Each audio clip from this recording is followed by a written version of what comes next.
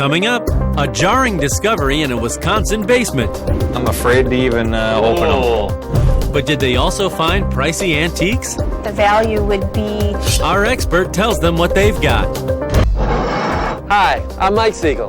This old Victorian had been abandoned for years before our first homeowners took it on and discovered it wasn't empty. They found valuable stuff in every room and a mysterious message on the wall. John and Julia Chady have a passion for restoring classic homes. But when they saw this 1880s folk Victorian in Fort Atkinson, Wisconsin, that passion was tested to the limit. It was very overgrown. There was actually shrubs that you could hardly see the house. The home had been vacant for almost 20 years and needed lots of work. But that didn't scare this couple away. What made you want to buy it? That's exactly what we were looking for. Something to work on, something with history, something that would have interest down the road. And there was more than interest down the road. This house came with a mystery. So describe the condition of it when you first walked in. It was like walking into a house that someone just left. Time capsule. All the furniture was there. It was just like someone just packed up and left. Left for the weekend. But who left it all? Julia got the idea it was a fashionable lady when she discovered boxes and boxes of women's hats. So how many of these did you find altogether? I'm not even sure how many. How's this look at me? This would be more of a lady's hat, I think. It looks fabulous, though. Really? It's a good look for me? It's great. The hats were just the beginning. While cleaning out the den, John and Julia found an American flag with 48 stars and an original oil painting. Then in the living room, they found mahogany furniture, and there was even more. So Julia, this is a beautiful armoire. Tell me about finding it. It was actually in the dressing room of the house, and we took the top off and put it on its side and brought it out here so that we could enjoy it in our master bedroom. You took the top off? Yeah, the top piece comes off. Okay, was that a delicate situation, or was that hard to do? I was very scared to take it off.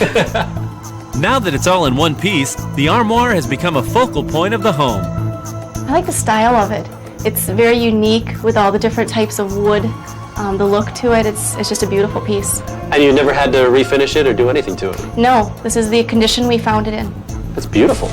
Thanks. John and Julia wondered if all that furniture could be valuable. They'd find out later. First, John and Julia had to face the home's massive renovation project. As they peeled away years of old wallpaper, the couple uncovered a message. Let this be a lesson to you. Don't do this again. And the don't was underlined. And the don't was underlined. It was dated 1958, and there was more. 10 years later, they wrote, "Let's do it again." John and Julia also found a name, Mary Wanschneider. Was Mary the one behind the messages? Next, while exploring the attic, John discovered what looked like painter's tools and stencils. Now, when you first found this stuff, you had no idea what it was for, right? No, I had no idea. I didn't even know what it was. I thought it might have been a lamp. I found it up in the attic, and it was dark, and I didn't know. I had no idea what any of it was. Did an artist once live here? In another corner, John and Julia found a collection of old photos and slides. Some showed a family right in front of their house. Were these the people that left everything behind? It was time to get some answers.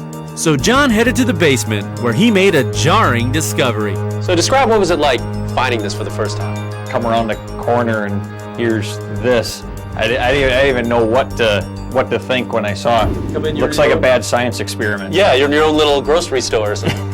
Who was the homemaker behind all those old jars of fruit and vegetables? Well, it looks pretty tasty. I can't believe you didn't pop it open and put it on a sandwich or something. I'm afraid to even open them. Meanwhile, Julia looked up county records and solved the mystery of the painting supplies. Turns out, the original owner of the home was a man named Frederick Wanschneider, who made his living as a carriage painter. We also learned that the stencils, as intricate as they are, really shows that he was a very talented painter, not just the ordinary carriage painter. Right, he didn't use like a roll-on brush and just slap some paint on there. Here's the detail painter.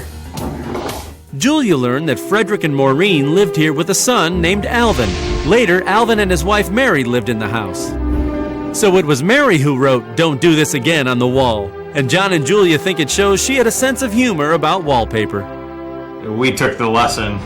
And you never did it again? We didn't wallpaper. We painted. Turns out those canned fruits and vegetables were also Mary's, and some of the jars date back to World War II.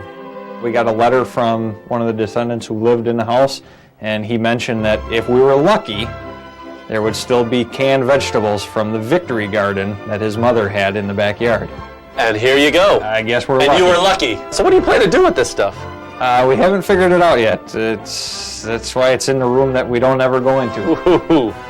Now, if you can eat one of these, this is a late night dare, I think. Go downstairs and eat something from the Victory Garden. When Alvin and Mary passed away, the house was closed up and sat as is for nearly 20 years before John and Julia bought it. Finding these things and seeing how they lived, what kind of people do you think they were? Pretty simple people. They didn't have a lot of extravagant things. The house wasn't extravagant. But good quality pieces. Yeah. It just made the whole house come to life. It made it more personal. John and Julia are thrilled to have learned so much about the people who once lived here, and they can't help wondering if all the antiques they left behind could be worth some serious cash. Do you have any idea about its worth? No, I don't. Well, they're about to find out, because we invited appraiser Carol Miller over to check it all out. Hi, I'm Carol. Hi, I'm Julia. Is the mahogany furniture a collector's dream? Nice 1940s Duncan Fife. Will the painting supplies paint a picture of wealth? Will that armoire turn up a high price tag? Could be worth quite a bit. John and Julia will have to wait until Carol's done investigating to find out. When Julia and John Chady bought their 1880s Victorian, they had no idea they'd find a collection of valuables that could be worth a bundle. But are they?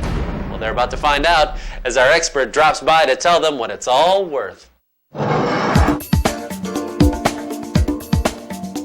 The Chadys couldn't believe it.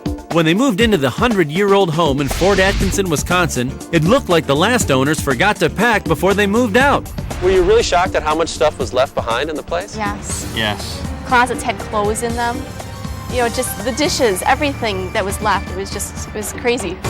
The couple learned that the first owner worked as a painter, and they even found his old supplies. It made cleaning the house take 10 times as long, because every single thing you have to stop and you're looking at it and you're trying to figure out what it is, whether you should keep it, whether it should go away, and what the story is behind it. They also found antique furniture like a mahogany dining set, bedroom furniture, and a custom-made armoire. Now the Chadys are wondering what all their finds could be worth. And they're about to find out. Hi, I'm Carol. Hi, I'm Julia. Because we invited appraiser Carol Miller over to check it all out, beginning with the mahogany furniture. A lot of the pieces were made by the Landstrom Furniture Company out of Rockford, Illinois. They would be in a loosely Chippendale type style, all solid mahogany with nice secondaries that are bird's eye maple. But will the bird's eye maple mean a sky-high value? So I would say for kind of a cumulative value for all the pieces together, it would be about $1,200. Great. $1,200, and Carol's just getting started. Next, she checks out the antique painting supplies. The Chadys believe the set is over 100 years old.